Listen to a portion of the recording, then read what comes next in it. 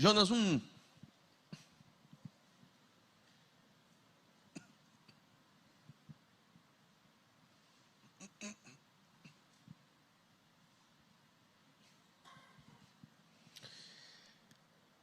Eu vou ler, por favor, me acompanhe. O texto também vai ser projetado, não sei se na mesma versão, mas acompanhe comigo esse raciocínio, que a gente vai fazer um paralelo com outro texto da Bíblia. O pastor Diogo adiantou hoje de manhã também, e é interessante ver o espelhamento dessas situações e que lições de vida o Senhor tem para nós através desses textos. Jonas 1:1 diz assim: a palavra do Senhor veio a Jonas, filho de Amitai, com esta ordem: vá depressa à grande cidade de Nínive e pregue contra ela, porque a sua maldade subiu até a minha presença. Mas Jonas fugiu da presença do Senhor, dirigindo-se para Tarsis. Desceu à cidade de Jope, onde encontrou um navio que se destinava àquele porto. Depois de pagar passagem, embarcou para Tarsis, para fugir da presença do Senhor. O Senhor, porém, fez soprar um vento muito forte sobre o mar e caiu uma tempestade tão violenta que o barco ameaçava arrebentar-se. Todos os marinheiros ficaram com medo, e cada um clamava ao seu próprio Deus. E atiraram as cargas ao mar para tornar o navio mais leve. Enquanto isso, Jonas, que tinha descido ao porão, se deitara e dormia profundamente. O capitão dirigiu-se a ele e disse: como você pode ficar aí dormindo? Levante-se e clame ao seu Deus. Talvez ele tenha piedade de nós e não morramos. Então os marinheiros combinaram entre si: vamos lançar sortes para descobrir quem é o responsável por essa desgraça que se abateu sobre nós. Lançaram sortes e a sorte caiu sobre Jonas. E por isso lhe perguntaram: diga-nos quem é o responsável por essa calamidade. Qual é a sua profissão? De onde você vem? Qual é a sua terra? A que povo você pertence? Ele respondeu: eu sou hebreu, adorador do Senhor, o Deus dos céus, que fez o mar e fez a terra. Então os homens ficaram apavorados e perguntaram: o que foi que você fez? Pois sabiam que Jonas estava fugindo do Senhor, porque ele já tinha dito. Visto que o mar estava cada vez mais agitado, eles lhes perguntaram: o que devemos fazer com você para que o mar se acalme? Respondeu ele: peguem-me e joguem-me ao mar, e ele se acalmará. Pois eu sei que é por minha causa que essa violenta tempestade caiu sobre vocês.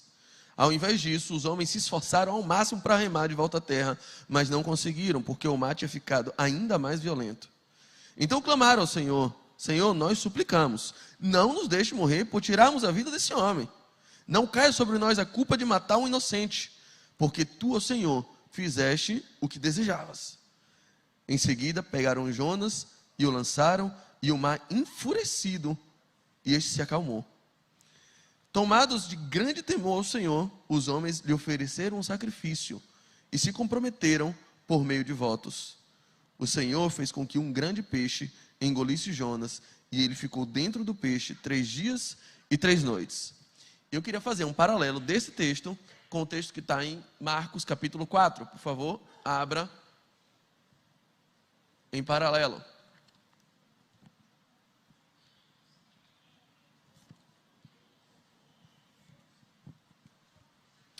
Em Marcos capítulo 4, verso 35, você vai ler o seguinte: naquele dia, ao anoitecer, disse ele a seus discípulos: passemos para o outro lado. Deixando a multidão, eles os levaram no barco, assim como estavam. Outros barcos também o acompanhavam. Levantou-se um forte vendaval e as ondas se lançaram sobre o barco, de forma que esse ia se enchendo de água. Jesus estava na popa, dormindo com a cabeça sobre o travesseiro. Os discípulos o acordaram e clamaram: Mestre, não te importas que morramos? Ele se levantou, repreendeu o vento e disse ao mar: aquiete-se, acalme-se. O vento se aquietou e fez-se completa bonança. Então perguntou aos seus discípulos: por que vocês estão com tanto medo? Vocês ainda não têm fé? Eles estavam apavorados e perguntavam uns aos outros: quem é esse que até o vento e o mar lhe obedecem? Meus queridos, veja com o tanto de semelhança que há entre esses dois textos. No primeiro texto, eu tenho um homem que sai, que ouve a voz de Deus, e a voz de Deus dizia assim: vá para a cidade de Nínive. Nínive, capital da Síria, um dos principais inimigos de Israel. ele ouve Deus falar que quer que ele vá profetizar, levar uma mensagem divina para o principal inimigo do povo de Deus. Ele ouve a vontade de Deus, ele ouve a voz de Deus e ele diz: eu quero ir para longe de onde aponta a voz de Deus. Ele voluntariamente escolhe e diz: eu não quero ouvir a voz de Deus, eu não quero estar na presença de Deus, eu não quero fazer o que Deus tem para a minha vida. É voluntária a expressão dele. Ele está dizendo: eu não quero o que Deus quer. Aliás, eu tenho uma ideia muito melhor que a de Deus. O texto é muito representativo quando diz que Jonas desceu a Jope e tomou um navio para Tarsis. Como o pastor Diogo falou hoje de manhã, Tarsis era o símbolo do fim do mundo. Se fosse hoje, provavelmente ele pegaria um buzu para Cajazeira 5000. É o que simboliza os confins da terra nos dias de hoje. Tem um povo de Cajazeira aqui que já se oprimiu. Chama o grupo de intercessão aqui para orar, gente. Mas Tarsis, pensa uma noção básica de geografia. Pensa Israel, ali naquele entroncamento de África, Europa, Ásia, Eurávia, Ásia, África, do lado de cá do mapa europeu. Agora pensa na provável localização de Tarsis, que era uma cidade ao sul da Espanha. A Espanha do lado de cá do mundo conhecido deles, do mundo europeu, Península Ibérica, ou seja, era o último ponto de parada do fim de linha deles. O que ele está querendo? Eu estou querendo ir para um lugar onde Deus não me veja. Eu estou querendo ir na direção completamente, diametralmente oposta do que Deus me mandou. Eu quero fugir de Deus. O que Deus está me mandando fazer é pesado demais, o que Deus está me pedindo é pesado demais. Então eu quero sair da vontade de Deus. O que Deus está me oferecendo é uma vida que eu não quero viver. Eu não estou disposto a viver o que Deus está pedindo para mim. Não quero, eu quero outra coisa. E aí ele pega um lugar onde ele talvez ache que Deus não vai vê-lo. Onde ele vai sair fora do GPS de Deus. Fora onde não pega o Wi-Fi da oração. Ele está querendo isso. E o texto usa uma expressão que é muito, muito engraçada porque é repetitiva. E eu falei já aqui algumas vezes em algumas pregações. Fique atento todas as vezes que você lê a Bíblia e vê repetições de palavras ou de expressões ou de sinônimos. Porque isso era uma forma de causar ênfase no texto. O hebraico, assim como o grego, não tinha, e a escrita bíblica você vai saber, não tinha negrito, não tinha itálico, não tinha caixa alta, não tinha um sublinhado. As formas de dar ênfase eram basicamente as repetições. Quando alguma coisa está se repetindo no texto, o autor está chamando a atenção para algo que está sendo, ou que ele quer, na verdade, chamar a atenção. Ele repete muito uma expressão. Você vai ver uma tônica da trilha de Jonas. A Bíblia diz que Jonas desce a Jope. E chegando em Jope, ele desce ao navio. E chegando no navio, ele desce ao porão do navio. E depois disso, ele desce ao mar. E depois disso, ele desce ao ventre do peixe. Ele vai descendo. O primeiro parêntese é que todas as vezes que você vai diametralmente contra a vontade de Deus para a sua vida, você está descendo, brother. Você está descendo. Algo me leva a crer que alguém no time do Vitória pecou muito feio, que é um time que não para de descer. Fecha parêntese. Voltemos para Jonas. Jonas está descendo. Jonas vai a Jope e pega esse navio para Tarsis. No meio do trilho, uma tempestade acomete aquele navio. A embarcação está a ponto de se esbagaçar, de partir no meio, está entrando água, um negócio está muito complicado e ninguém sabe o que faz. Enquanto isso, Jonas está no porão do navio, dormindo. Havia pessoas de diversas nacionalidades, diversas crenças, diversas religiosidades, todos clamam ao seu Deus e nada acontece. E aí alguém percebe que Jonas está tranquilamente dormindo, irresponsavelmente dormindo no porão do navio. E vai alguém desesperado e dizer: rapaz, como é que você está dormindo? Você não está se importando se todo mundo vai morrer? Meu irmão, levante e faça alguma coisa. Comece a orar também. Você não está se importando com isso, não? Jonas desperta e sabe o que está acontecendo. O único que sabia o que estava acontecendo está dormindo. E ele olhando os caras assim, ele... Não vai adiantar nada. Não vai adiantar nada. E lá, sem querer dizer o que está acontecendo. E aí tá os caras jogando sortes. Jogando dadinho, brincando de palitinho, alguma coisa para tentar adivinhar de onde está vindo esse problema. E Jonas lá quieto.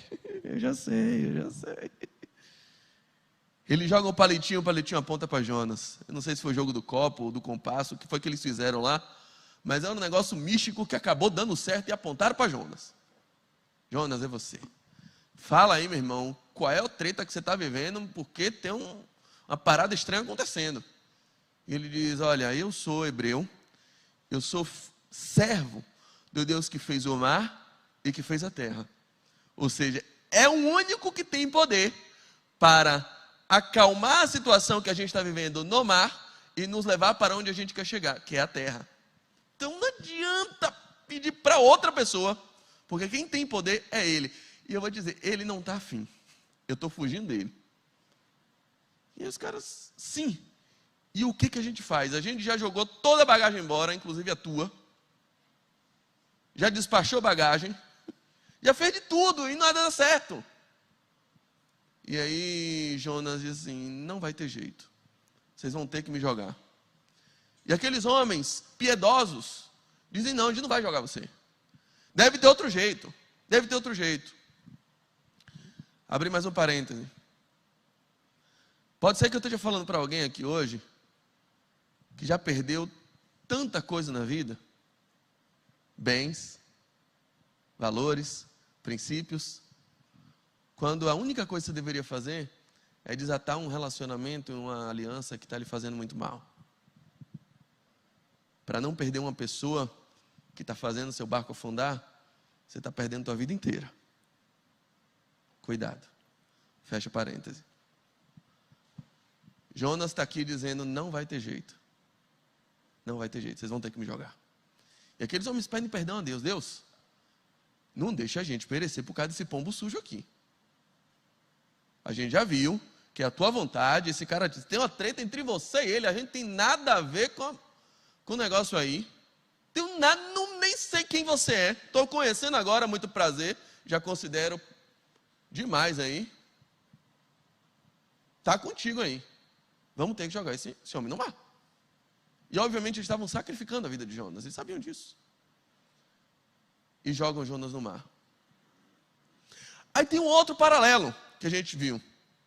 Uma outra situação em que a Bíblia diz assim, sendo já tarde, ele está querendo dizer uma coisa. Ele estava querendo dizer, é hora de ir para casa.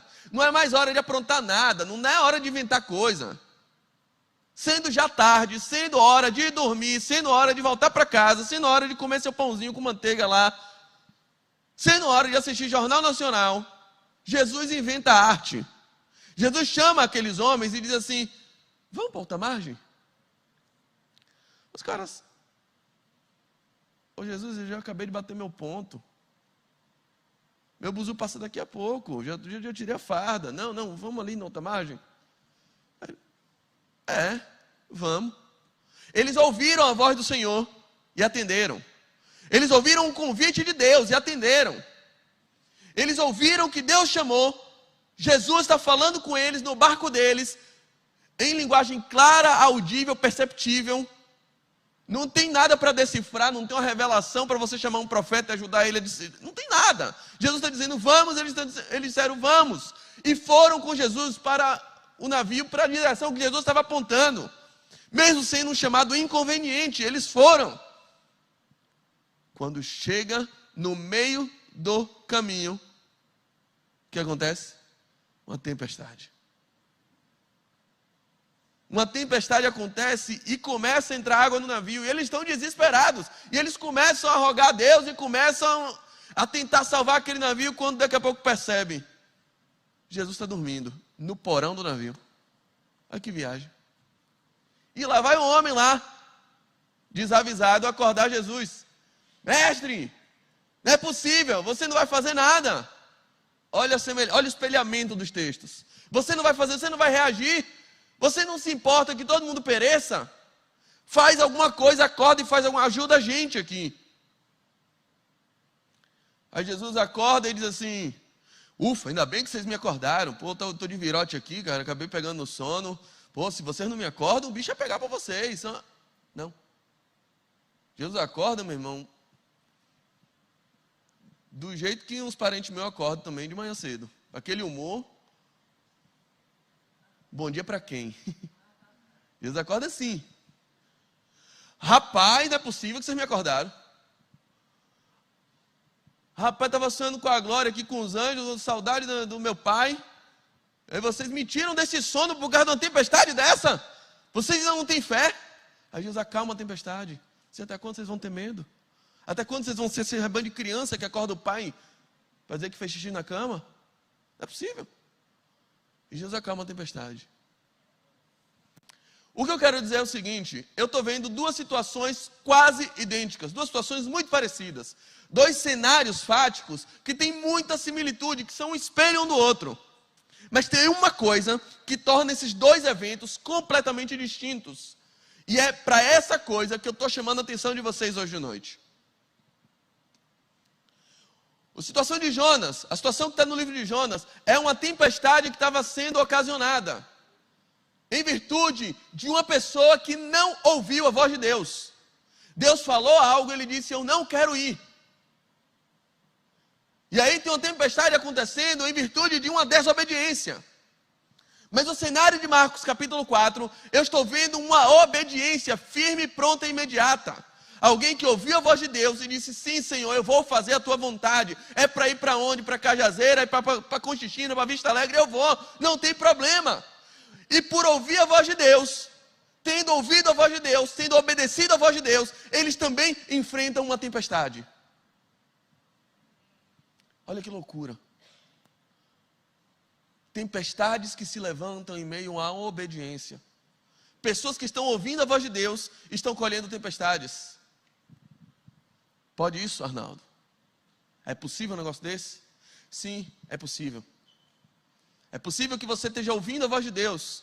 É possível que você esteja empenhando a sua vida em santificação. É possível sim que você esteja investindo o tempo da tua vida em ter um relacionamento mais sadio, mais sincero, mais profundo, mais intenso, mais constante, inclusive com Deus. E ainda assim esteja vivendo uma tempestade na tua vida. É bem possível. Seguramente eu estou falando para pessoas aqui, boa parte delas, em algum setor da tua vida, vivendo tempestades. Tempestades relacionais, tempestades profissionais, tempestades na sua saúde, tempestade no seu futuro, tempestade de incerteza, tempestade na sua fé. É possível que algumas tempestades tenham se apoderado do rumo do teu barco. E ele está balançando, está enchendo de água, e você já não sabe o que fazer. Porque você já perdeu o bem, você já perdeu mala, você já perdeu a tranquilidade, você já perdeu o sono. E não sabe o que acontece.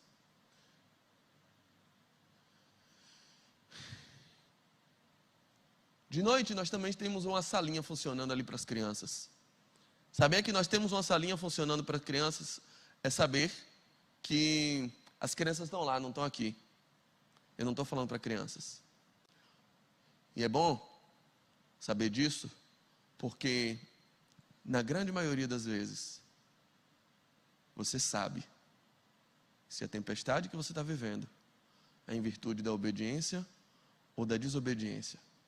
A gente sabe quando a gente está caminhando para Tarsis. No fundo, ainda que a gente queira se enganar, mas a gente sabe se o rumo da nossa vida está na direção que Deus apontou ou está em direção ao fim do mundo para fugir da vontade de Deus. Se você está pautando sua vida em cima das ideias melhores que a de Deus que você teve, se você está pautando o seu comportamento, se você está edificando a tua casa, se você está edificando o teu casamento, em virtude daquilo que você acha que é correto, porque você acha que a Bíblia não sabe muito sobre sua vida, que a voz de Deus não contempla alguns sentimentos que você tem e que Deus não entendeu. E aí quando Ele diz perdoe, você diz: Deus fala isso porque não está na minha pele. Porque para você um vingue se parece muito melhor. Porque para você competir no mercado de uma forma menos ética, vamos dizer assim, te coloca ainda em ritmo de competitividade. Porque se adequar às leis, ser honesto, ser íntegro, faz com que você perca valor, faz com que você perca a possibilidade de dar um preço que derrube seu concorrente. Aí quando Deus lhe pede honestidade, quando Deus lhe pede integridade, na verdade Ele não sabe o que você passa. Você sabe quais são os rumos que o seu barco está tomando. E consequentemente você sabe as tempestades que têm se levantado na tua vida. E se você não sabe, meu irmão, hoje talvez seja o dia de pedir discernimento a Deus e entender qual é a natureza da tempestade que está se levantando na tua vida. Porque elas têm sentidos completamente diferentes. As duas são ocasionadas pelo amor. Mas em um caso, eu estou vendo um Deus insistindo e dizendo: vem para a minha vontade, eu quero você aqui, você é insubstituível, cara. Para de fazer besteira com a tua vida, eu vou sacudir até você entender. Em outro caso, eu estou vendo um Deus firme, forte, valioso, no mesmo barco que eles, padecendo dos mesmos males que eles, e não arredando o pé deles, mas provando-os e amadurecendo-os, para que eles tomem atitudes de seres adultos. É importante a gente entender isso. E outra coisa que eu quero dizer para vocês: a situação dos discípulos era uma situação em que Jesus estava com eles no mesmo barco. O que pegasse para eles, pegava para Jesus em carne e osso. E Jesus não estava preocupado com aquilo. Jesus não estava preocupado com aquilo, mas eles estavam. Curiosamente, numa outra situação, quando Jesus chama eles para o Getsemane para orar, Jesus estava muito preocupado. Ele diz: a minha alma está angustiada até a morte. Era uma luta contra o pecado. Jesus diz assim: orem para que vocês não entrem em tentação. Jesus estava preocupado com aquilo e eles estavam completamente despreocupados, porque todos dormiram. Olha que situação de espelhamento distinto também. Uma pergunta que eu deixo para você: será que aquilo que te preocupa também é algo que preocupa Jesus? Jesus diz assim: não andem ansiosos com o que hão de comer, com o que hão de vestir. Busquem primeiro o reino de Deus, e todas essas coisas aí, que vocês vão comer, que vocês vão vestir, o Pai vai providenciar para vocês. Ele acrescenta. Fique tranquilo com isso. Mas será que não é só com isso que você tem se preocupado? O que está preocupando você também é uma preocupação para Jesus? E outra, o que é uma preocupação para Jesus? Está sendo uma preocupação para você? Se você olhar, por exemplo, Isaías 58, o povo está dizendo assim: Deus, por que a gente jejua? Por que a gente ora? E o Senhor não atende. Aí Deus: por que vocês se preocupam com coisa que para mim faz a menor diferença? Vocês acham que eu me importo que vocês passem um dia sem comer? Vocês acham que eu sou lá em Ribeiro, querido? Que seu jejum intermitente vai tocar meu coração? Não, ô benzinho. Não é isso aí que toca meu coração, não. Quando vocês querem saber quando é que vocês vão tocar meu coração? Quando vocês desatarem as correntes do que está preso. Quando vocês vestirem o que está nu. Quando vocês cobrirem o que está com frio. Quando vocês levarem esperança para aquele que está desiludido. Quando vocês alimentarem o que tem fome. Aí sim, a sua luz irradiará como a aurora da manhã. Aí sim, como a alvorada. Aí sim vocês orarão e eu ouvirei. Falarão e eu responderei. Porque eu me preocupo com coisas que para vocês não fazem a menor diferença. Vocês não se preocupam com injustiça. Vocês não se preocupam com um irmão do teu lado passando fome. Você não se preocupa com isso. Isso para você é irrelevante. Você só se preocupa porque você está jejuando e eu não tô, porque o culto não foi tão avivado quanto você esperava. Isso para mim faz a menor diferença. Será que aquilo que te preocupa também, aquilo que te tira o sono, também tiraria o sono do seu Jesus? Jesus não está preocupado ali. E Jesus está no mesmo barco que eles. E eles perguntam: você não se importa que a gente fez a tua vontade, cara. A gente ouviu tua voz. E você não vai se importar? Eu estou aqui lendo a tua palavra, estou buscando um secreto, estou fazendo jejum, estou fazendo isso, não sei o que, você não vai se importar. Jesus estava no barco, Jesus desperta, Jesus acalma a tempestade, Jesus coloca ordem na bagaça, Jesus coloca tranquilidade no salseiro, Jesus diz: acalma-te, aquieta-te, eu mando em você. Jesus manda nas tempestades que estão sobre tua vida, querido. Jesus tem poder sobre ela. Quando as coisas saem do seu controle, tudo permanece rigorosamente no controle daquele que criou os céus e a terra e fez o universo, com o poder da sua palavra. Ele conhece todas as estrelas pelo nome, quando as ordena, nenhuma delas vem a faltar. Ele tem poder sobre tudo, ele não perde o controle. Ele não perde o controle. Ele sabe o que está acontecendo. Ele conhece a sua oração antes que a palavra lhe salte a boca. Ele sabe o que você está passando. Mas Jesus olha para eles e diz assim, depois de acalmar a tempestade, ele fala assim, eu esperava mais de vocês. Eu não esperava que vocês tivessem tanto medo, que vocês fossem tão tímidos. Eu esperava que vocês já estivessem num outro patamar de maturidade. Numa outra pegada. É legal quando meu filho de 4 anos acorda de madrugada depois de ter um pesadelo. Papai, acorda, eu tive um pesadelo. Papai, eu quero água. Papai, eu quero fazer xixi. Papai. Tá tranquilo, eu entendo. Posso estar morrendo de sono, mas eu entendo. Uma criança que acorda chorando é explicável. Se ele fizer isso com 15 anos, ele toma um tapa. Na mais branda das hipóteses. Se fizer com 20, ele vai conhecer o poder de uma raida voadora. Mas tranquilamente. Chegar no meu quarto e gritar, papai, eu tive um pesadelo. Quando você tem 20. Você não espera isso de gente madura. Você não espera isso de gente madura. Jesus esperava que eles já estivessem no nível de maturidade de eles mesmos poderem repreender aquela tempestade. Jesus esperava isso deles. De assumir responsabilidades que Deus está entregando na mão deles. Jesus esperava que eles fossem aquelas pessoas que estivessem ali e agindo com empoderamento da autoridade do nome de Jesus, a mesma autoridade que Jesus usava, porque ele fazia todas as coisas em nome do Pai dele, com o poder do Pai dele. Ele se esvaziou de todo o poder e se revestiu da autoridade do Pai quando veio ficar com a gente. Ele era Deus e não usurpou, ele não usurpou tomar a condição de Deus. Ele estava aqui como homem e falou como homem.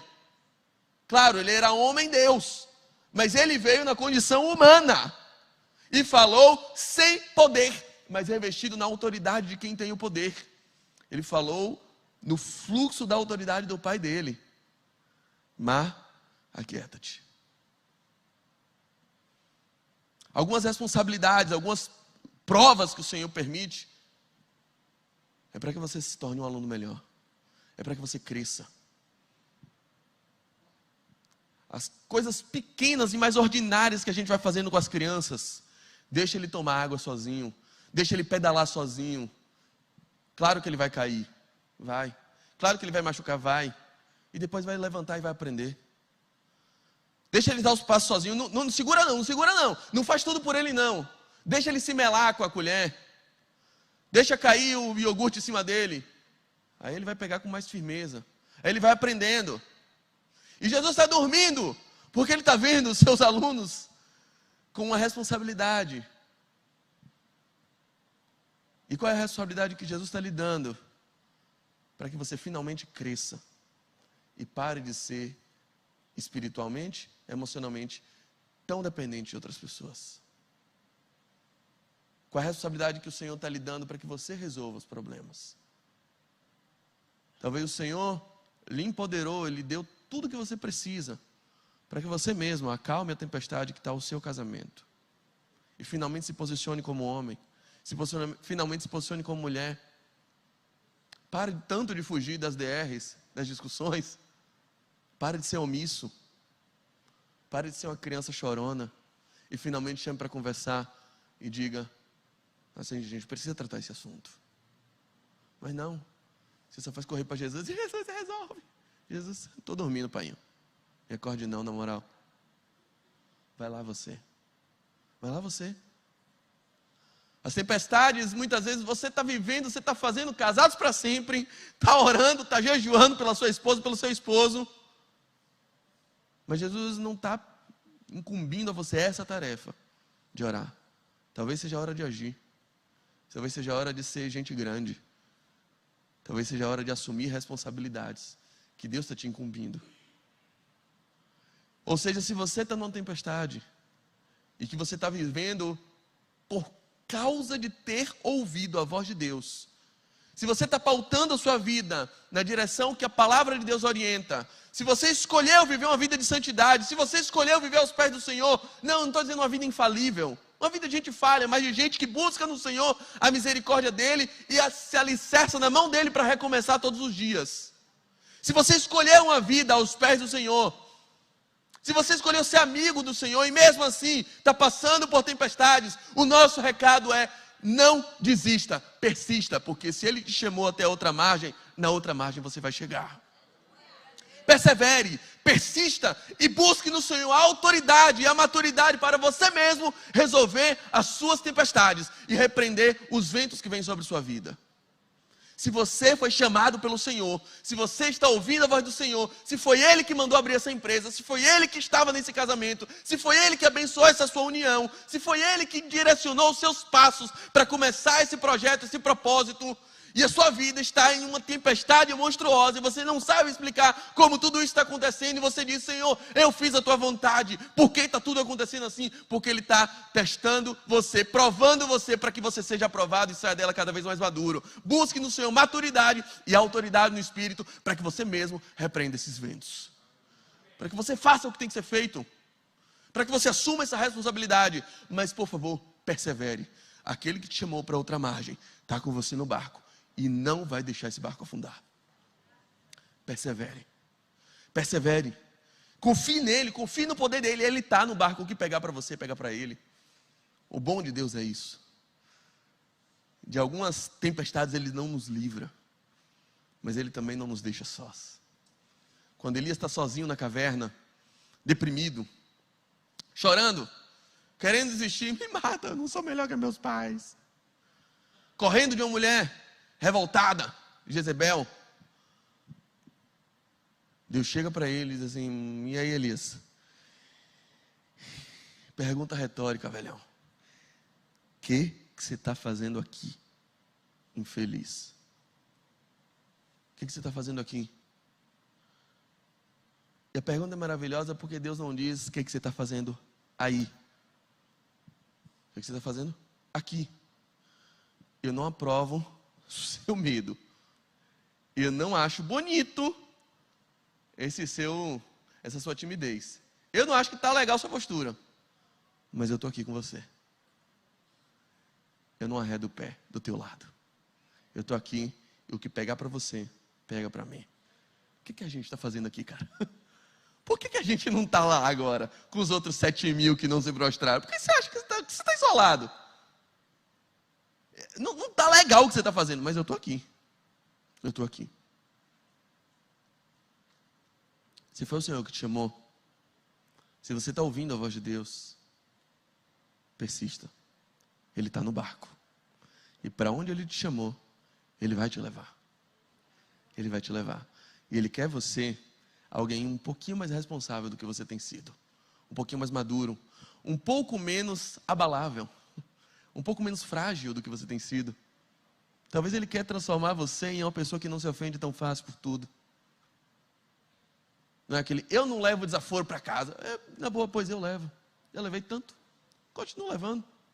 Porque o que falam de mim, o que falam para mim, muitas vezes diz mais sobre ele do que sobre mim. Eu sei que eu não sou aquilo. E às vezes eu tenho que passar por situações como essa. E em cada situação dessa que eu passo, eu amadureço. Sinceramente, gente, hoje eu sou casado, tenho uma esposa, tenho um filho. Se a cada desaforo que eu receber eu largar um cliente, largar um sócio, largar um emprego, gente, eu não vou conseguir vender picolé, não vou conseguir vender nada na minha vida, não vou conseguir fazer mais nada, porque em todo lugar eu enfrento gente amargurada. Eu enfrento gente que destila ódio gratuitamente. Eles não vão me fazer desistir. Porque quem me chamou para ir a outra margem não foi ele. Foi alguém que tem uma voz mansa e delicada. Uma voz que quando fala, meu coração estremece.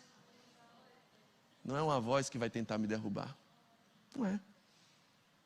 Talvez o Senhor permitiu essa tempestade para que você seja menos ofendível. Você seja um pouquinho mais resiliente. E você pare de desistir de qualquer situação na primeira dificuldade que você enfrenta. E não, Deus não te chamou para entender. Tiaguinho falou aqui ministrando louvor algo muito precioso.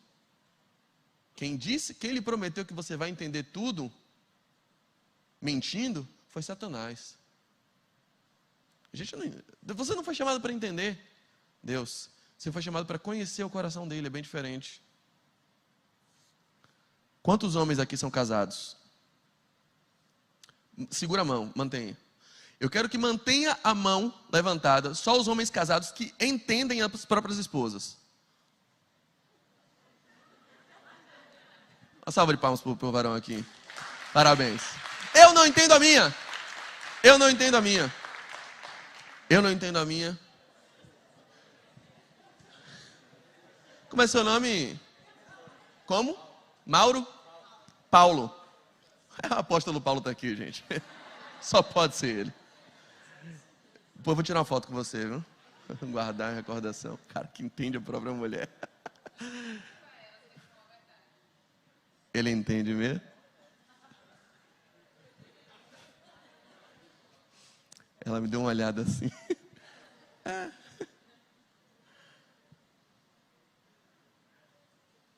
Outra pergunta.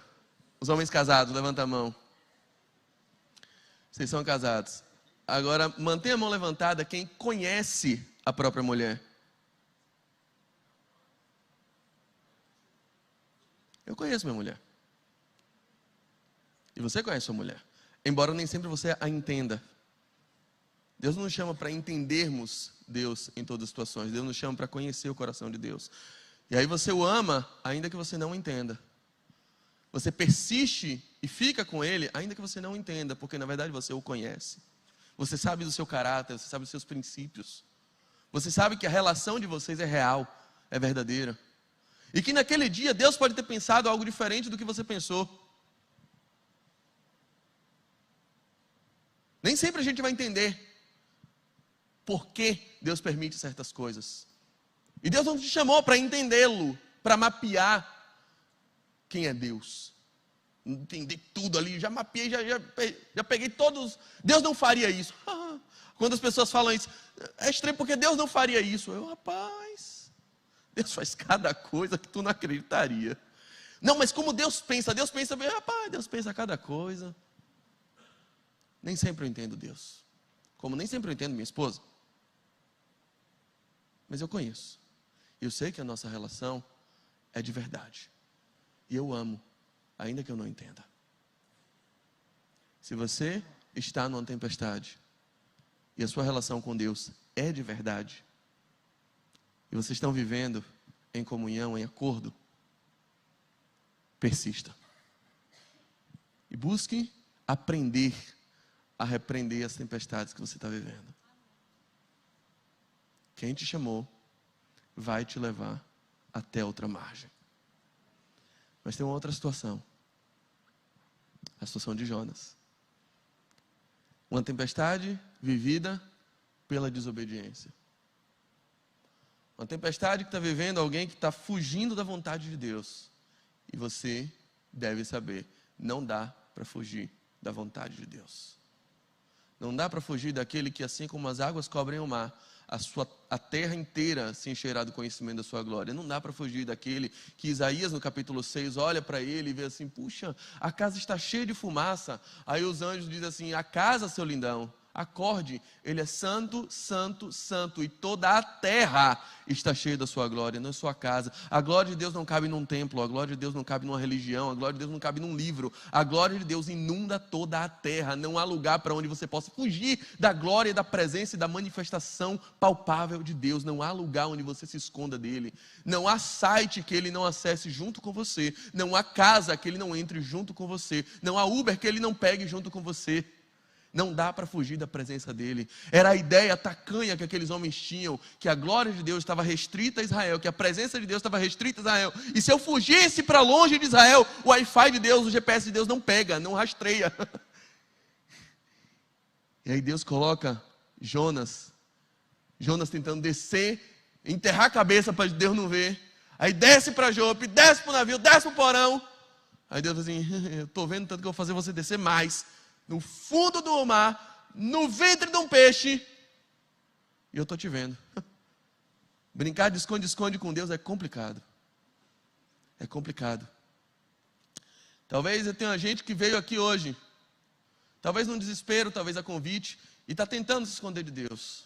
Mas eu vou te dizer uma coisa, é impossível vir na casa de Deus e não se encontrar com o dono dela. Deus já te sacou. Deus já sabe onde você está. Ele fugindo da vontade de Deus, a tempestade começa. E algumas pessoas olham e dizem: pastor, está uma tempestade tão grande na minha vida, no meu casamento, ou na minha empresa. Olha lá, está uma tempestade que não para. Satanás está furioso. Olha, Satanás está virado, o capeta está lá e pintando e bordando. Estamos repreendendo o capeta. Eu peguei e disse: tomara que seja ele, filho. Tomara que seja o capeta.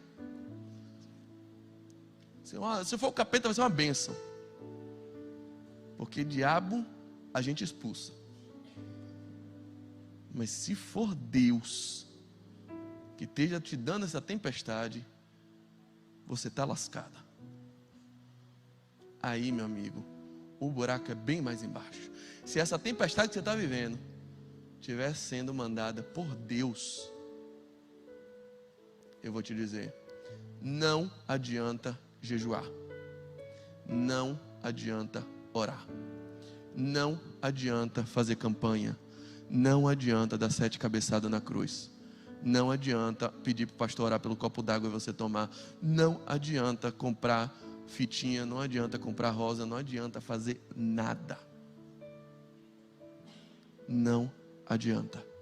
Se você está vivendo uma tempestade por conta da sua desobediência, a única coisa que vai adiantar é: pule do barco. Pule. Pule desse relacionamento. Pule dessa vida fajuta. Pule dessa vida dupla. Pule dessa empresa fraudulenta.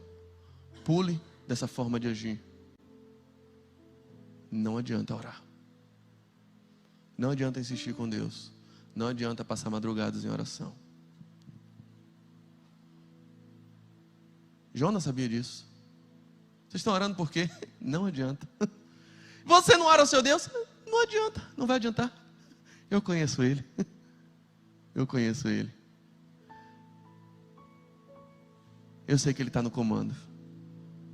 E eu não vou ser tolo e perder meu tempo jogando palavras ao vento. A única coisa que vai adiantar é se eu pular. É se eu me humilhar, admitir que eu estava errado. De novo. Ah, Deus, ganhou de novo. Puxa vida, perdi para você mais uma vez. É se eu baixar minha crista, baixar minha bola e pular dessa porcaria que Deus desde o início já tinha me dito que não ia dar certo. É se eu baixar minha bola e for lá pedir desculpa. É se eu baixar minha bola e finalmente aceitar perdoar. E se eu reatar aquele relacionamento que eu tantas vezes já quis quebrar. É se eu aceitar de volta aquela pessoa. Sim. É a única coisa que vai adiantar. Porque essa tempestade, quem está mandando é o único que tem poder para acalmá-la. Não adianta. E talvez eu esteja falando com gente aqui que já perdeu foi coisa. Já perdeu bens, já perdeu bagagem, já perdeu tempo, já perdeu sua juventude e não quer pular do barco. Não vai adiantar. Não adianta acender vela, orar para tantos deuses quantos você quiser. Não vai adiantar mudar de igreja. Não vai adiantar. Não vai adiantar mudar de religião. Não vai adiantar fazer procissão. Não vai adiantar. Não adianta orar. Não adianta orar com sinceridade. Não adianta. Você precisa pular desse barco. Você precisa se arrepender. Você precisa de uma vida de confissão de pecados. Você precisa buscar ao Senhor, disposto a ouvir o que Ele tem para te dizer. Nada mais vai adiantar. Porque quem está fazendo isso é aquele cuja voz tem o poder de quebrar os cedros do Líbano. Falou o Senhor, cale-se toda a terra. O profeta Amós diz: bramindo o leão, quem não o temerá?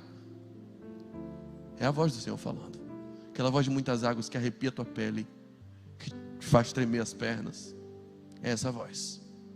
Se Ele falou, querido, e você está sofrendo até hoje, porque está insistindo em ir contra o que Ele mandou para você, contra o estilo de vida que Ele desenhou para a tua vida. Ele te ama tanto, mas te ama tanto, que não vai parar de estremecer tudo, enquanto você não voltar. Enquanto você não voltar. O filho que quer fazer coisa errada, chora bonito, faz olhinho de gato de botas, comove o coração, eu digo, lindo, mas ainda não. Não, ainda não. E não vai ser assim, enquanto você não mudar de postura. Não dá. Deus te ama tanto. Ele podia te substituir. Podia, deixa esse aí para lá, vou pegar o outro profeta. Não. Não é bíblica a ideia de que nós somos substituíveis. Não. Todos nós somos insubstituíveis. Ele podia usar outra pessoa, podia, mas Deus não te chamou porque Ele quer te usar. Ele te chamou porque Ele quer te amar. No amor, todos nós somos insubstituíveis. Não é que você bota um filho no lugar do outro. Esse aí morreu, vamos ter outro. Existe isso, gente? Não existe. Você não é uma peça. Não. Você é único para Deus. Ele faz questão de tua vida. É por isso que Ele vai estremecer o que tiver que ser estremecido. Se o que Ele quer de você é que você pule desse barco. Jonas desce, pula, e é preservado no ventre de um peixe. As preservações mais improváveis. E olha que coisa linda que acontece. Quando Jonas pula do barco, todos aqueles que cada um buscava o seu próprio Deus, deuses estranhos, deuses que nem existiam, deuses que não tinham poder, deuses que não acalmavam nada, deuses que não resolviam problemas, deuses que não atuavam nos corações, deuses que não traziam consolos para os corações deles, Deus que não atuava de fato em favor deles. Eram os deuses que eles conheciam até então. Quando Jonas assume a responsabilidade, quando Jonas não foge dos erros dele, quando Jonas atua finalmente como alguém maduro. Gente, eu vou parar com essa brincadeira. Eu vou parar com essa abestalhadice que está fazendo todo mundo correr risco. Eu vou parar com isso. Eu vou assumir a minha responsabilidade. Eu vou pular. Quando Jonas se assume publicamente, quando Jonas para de tentar levar uma vida leviana, que aparentemente era perfeita, quando Jonas para de viver no mundo de Alice do Instagram, quando Jonas para de ficar tentando postar a foto perfeita e se assume como alguém falível, assume seus próprios erros e diz, eu vou resolver o erro que eu causei, o que ele causa é um grande avivamento dentro daquele navio. Todo mundo começa a orar apenas a um Deus e oferecer sacrifícios a apenas um Deus e adorar a apenas um Deus. O maior testemunho que a igreja precisa dar é parar de ficar alienando suas culpas e trazer para si a responsabilidade por um mundo tão caótico. A gente reclama tanto do Brasil, do rumo que o Brasil está tomando. Será que o Brasil também não está reclamando do rumo que a igreja está tomando? Está na hora da gente assumir as nossas culpas e agir com responsabilidade, para que a gente de fato experimente um avivamento e veja pessoas sinceramente invocando o nome do Deus que nós cremos. Queria que você fechasse seus olhos, curvasse sua cabeça e pedisse a Deus discernimento sobre as tempestades que você hoje enfrenta na tua vida. Aquelas que se levantaram, aquelas que persistem, aquelas que foram e voltaram. Qual é a natureza dela? O que está acontecendo, cara? Por que tanta coisa estremecendo na tua vida? Por que esse casamento balançando de novo? Por que essa vida sentimental tão instável? Aliás, por que essa vida tão instável? Porque você não consegue ter constância em nada? Por que teu navio não para de tremer? Não, mas eu tenho buscado a voz de Deus. O que eu fiz foi confiando na voz de Deus. Foi um exercício de fé. Cara, se for um exercício de fé, busque no Senhor maturidade, para que você mesmo repreenda essa tempestade. Mas na boa, se você está indo contra a vontade de Deus na tua vida, se Ele já te deu mensagens claras sobre o que Ele quer de você, o tipo de relacionamento que Ele quer na tua vida, o tipo de vida profissional, o tipo de futuro que Ele estabeleceu para você, que Ele desenhou para a tua vida, para de lutar contra Ele e pula desse barco em nome de Jesus. Pula desse barco, assume a sua responsabilidade de gente adulta e pula disso aí. Você vai estar mais seguro recebendo lixo no ventre de um peixe do que dormindo no porão de um navio que vai naufragar. Ele vai te segurar lá. Você vai estar mais seguro exposto no mar bravio, no meio do oceano.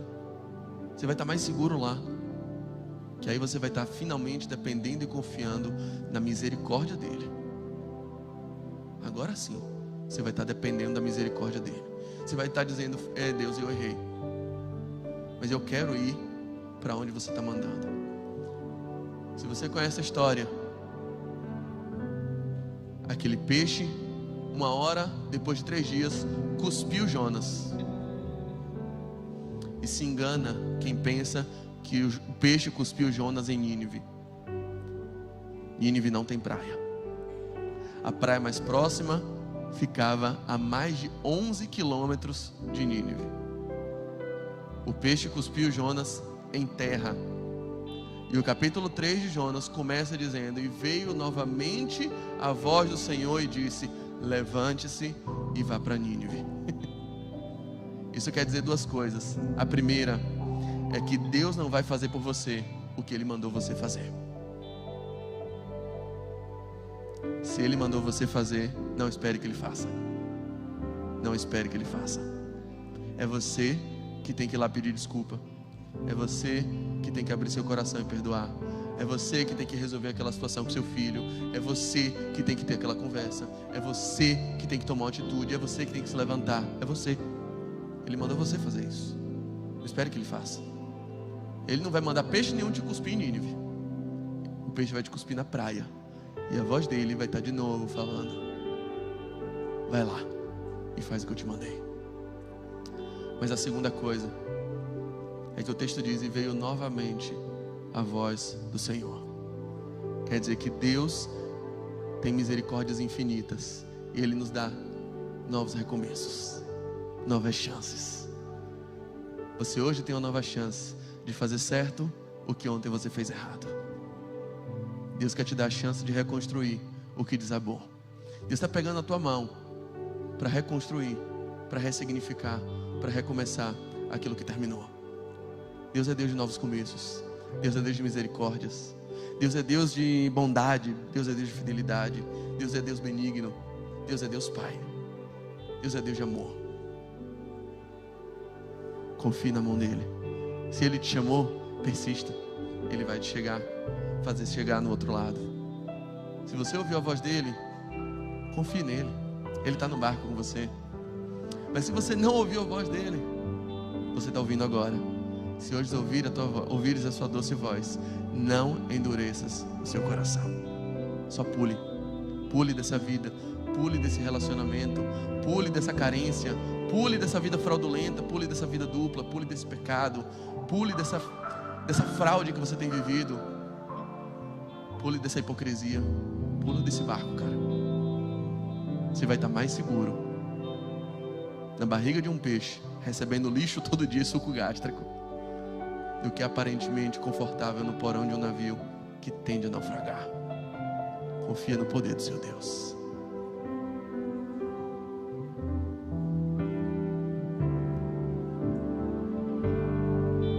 Quando a música esmorece e o resto desaparece, simplesmente a ti me achego,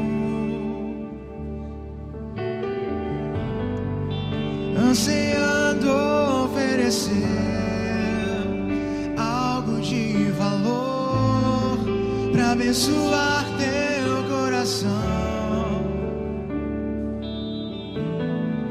Mais que uma canção eu te darei, pois apenas uma canção não é o que queres de mim. mais profundo busca, Senhor, do que os olhos podem ver. Queres meu coração. Fique de pé. Estou voltando à essência da adoração. E a essência és tu. A essência és tu, Jesus. A essência é Ele. Oh, me perdoa. Não adianta correr pra longe. Pelo que eu fiz dela. A essência és tu.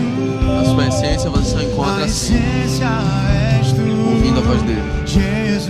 seguindo a voz dele, e amando a voz dele, e vivendo a voz dele. Só dá para encontrar a essência assim. Ele está te chamando.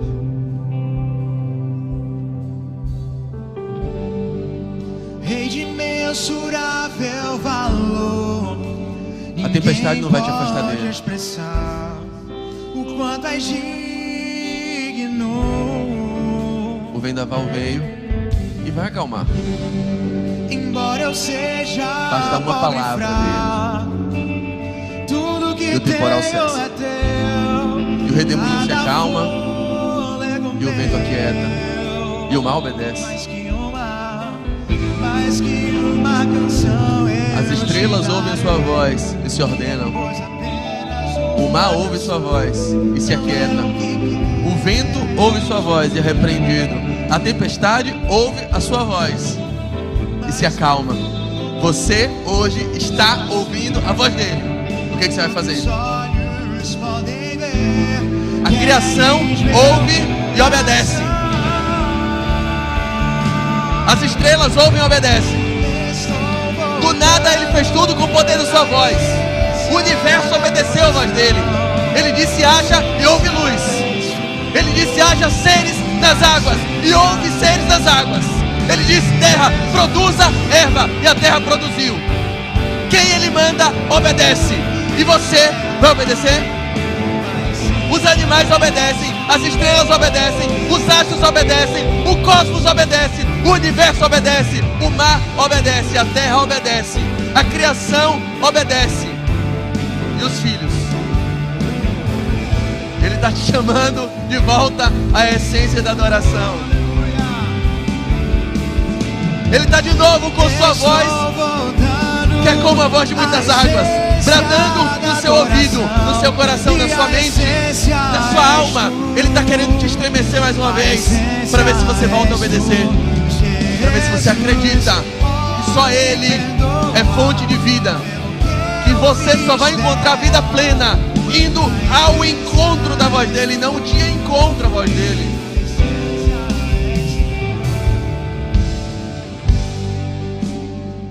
Para qual Tarsis você está fugindo? Para qual vida louca você está fugindo? Volta. Pula do barco. Deus tem um submarino para você. Talvez não seja o mais luxuoso.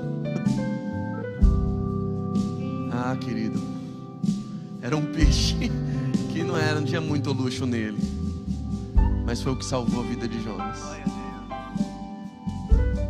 Talvez o que pode salvar a tua vida hoje é você perder esse emprego. O que pode salvar a tua vida hoje é você perder esse contrato, é você perder esse relacionamento, é você estar de novo solteiro, você estar de novo sem aquela esperança que você está sem. O que pode salvar a tua vida é desabar teu castelo hoje. Esse Palace 2 que você construiu, castelo de areia, essa casa firmada na areia, talvez pode ser a tua salvação. Um submarino sem luxo, mas é o que vai te cuspir de novo para a realidade da praia e vai possibilitar você ouvir a voz do Senhor dizendo: ei, e agora? Tá afim de me obedecer? Agora tá afim de caminhar comigo? Talvez Deus esteja estendendo sua mão. Você que teve os planos destruídos, o castelo desabado, Ele está estendendo a mão dizendo: e aí? Vamos reconstruir nós dois? Vamos junto? Eu sou Deus de recomeços. Pai, te adoramos. Bendizemos pelos recomeços que o Senhor nos proporciona. Bendizemos pela tua voz que acalma a tempestade e que hoje está acalmando o nosso coração, está acalmando a nossa alma, está aquietando aquela angústia que nos acomete, aquela ansiedade patológica que quer tomar conta da gente. A tua voz nos acalma, a tua voz nos devolve ao prumo, mas a tua voz também nos acorda, nos desperta. É hora de voltar à essência da adoração. É hora de pular de certos barcos. É hora de persistir em outros. É hora de chegar no outro lado. É hora de mergulhar. É hora de fugir daquilo que não é a tua vontade. Não foi para Tarsis que o Senhor chamou a gente. O Senhor não chamou a gente para o fim do mundo. O Senhor chamou a gente para o centro da tua vontade. Nos devolve a ela, Pai. Essa é a nossa oração.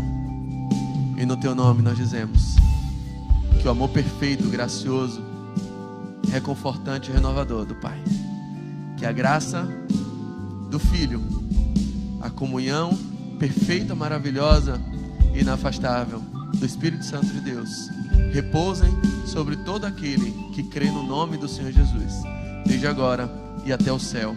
Amém, amém e amém. Que o Senhor te abençoe e te dê uma semana maravilhosa, livre das tempestades, pela voz do Senhor.